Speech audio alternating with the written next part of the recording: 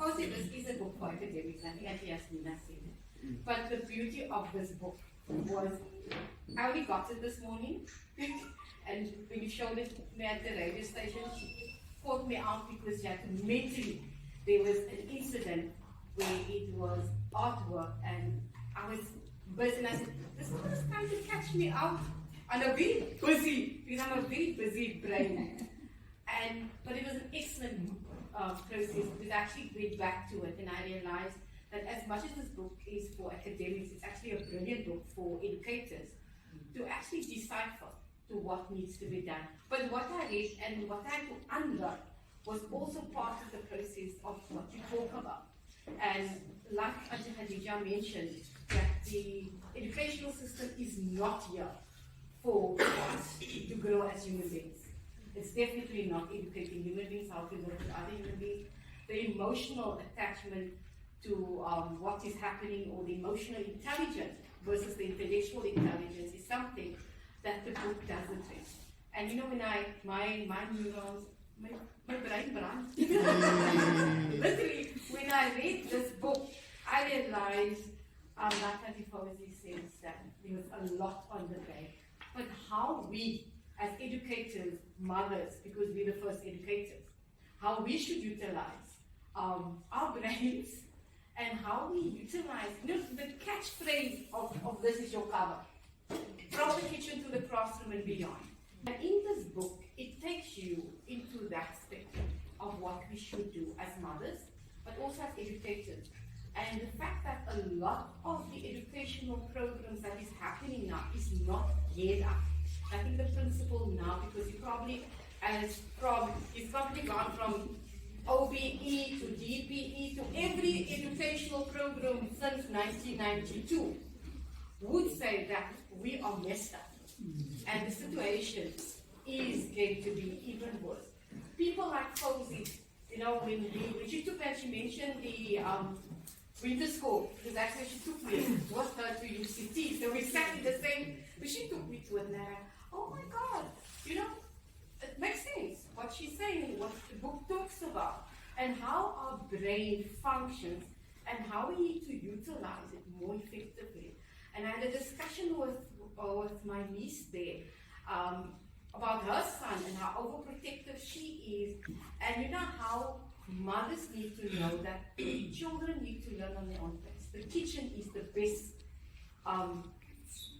classroom that any child can learn, and you mentioned that, you know, and we don't allow children that spectrum of engaging and interacting and just developing on its own, on their own pace. We're running, you know, and then we give them the cell phone, and I like the fact that that's not part of this book. We need to address so many things, and you should be part of the Faculty of Education for the future of South African education. The book has to be modified probably for you and I, but this is a book for academics, and I can only say, read the book. It is emotionally, it deals with a lot of things, but it also unlearn and learn. And I think that's what I got from you. And I just want you, because it ties in with what you are saying, the editor's note right at the back. Yeah. You want to read that to the people? The editor's note. Okay. The editor's note is a comprehensive, easy to follow guide to students at any level. This book brings to light the many aspects of education which in most current educational environments are unfortunately still seen as too progressive. The future of education lies in freedom of discovery, practical participation from a very young age, and thinking outside the box. The methods and explanation on these pages craft a clear path towards a bright future for our children. I don't read that because I'm so excited. But it's so true. But that's something at times that was what you were saying, and I'm glad. And you know, when you mentioned the boner, and you mentioned how many times after and educators, particularly in the early childhood development, how they create that negative aspect, and how that foundation, if you talk about the laying of the foundation, the cement, we don't do that. We destroy that. We destroy the foundation. We destroy. So no pillars can be filled And early childhood development and mothers are really laid that foundation. We must make sure that it's strong enough to carry any pillar for 10-story buildings that can go up there. And that is the duty, and I see many of the mothers here, that is the duty of mothers, because on our lap, human beings are taught. And the Bona talks about the negative energy, how we talk to our children, and he uses an example where he used plants and water, and how the 3 plants, each one of it was different. And even the water, the crystallization in that water.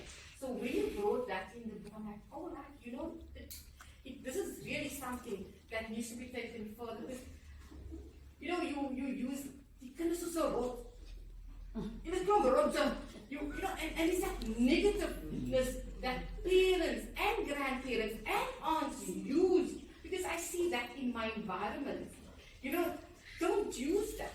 Why can't we expel positivity, beauty, so that our children grow up with that environment? I think my time is up. Now we're going back again. So now your next session is over. If I'm continue, then you can go again. Oh, I'm not just. So if you're looking at those particular aspects, how we can bring about positivity within our children, and tell our children that no matter what level, no comparison, you are better than, Fauzi, you done well, but God, Fauzi, are you bad? And that aspect of mothers, where we compare children, and the tone of voice we use with our children, and and I think you mentioned those, the fear that we instill in our children, but we're not promoting a positive impact in our children. They always have to compare with someone else that is better, but never how beautiful I am and how good I am. I've done well in something, maybe I'm bad in something else, but why can't we expose the beauty and the good that I've done? Because I'm good in something that you know. So, we grew up 11 children in our household, all of us different. All of us took things differently. And I think the importance of children is that as mothers, we need to define the role in a very positive way, but also need to, academically or not, use this book, because it is from the kitchen to the classroom and beyond. And this book actually deals with that.